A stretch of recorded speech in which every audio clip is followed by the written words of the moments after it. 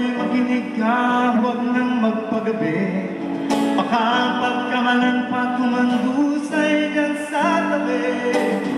Ako'y alam mo ba kung ano ang punot dulo ng di matapos-tapos na kaguluhan ito?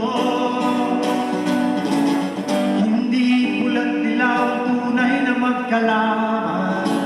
Ang kulay at tatak ay di siyang dahilan